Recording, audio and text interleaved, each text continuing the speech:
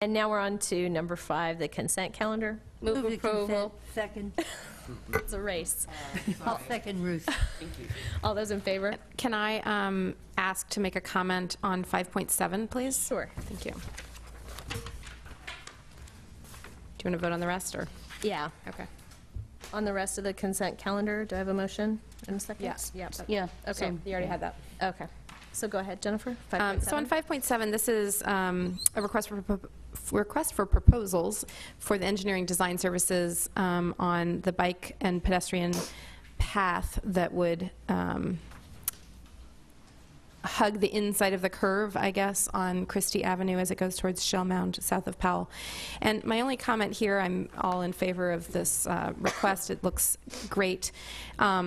Is to ask the council if there's any support, and again, not for this proposal, but in future proposals, perhaps, to look at the way points are allocated on projects that come forward. I noticed that the points were allocated quite a bit. In fact, I think the more points were allocated for the team's experience, or the organization's experience, and there was also additional points for experience.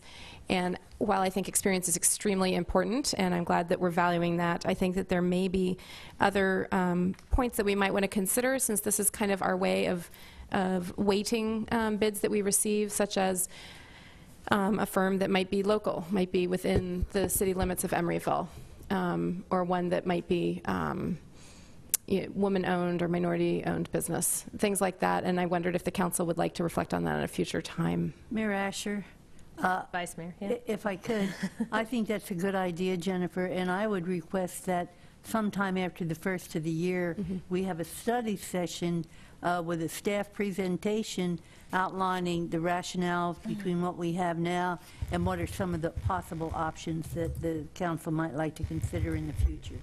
But I'd like to see that after the first of the year. Yeah, I would agree with supportive that. of So yeah. that would be great. Yeah. Thank you.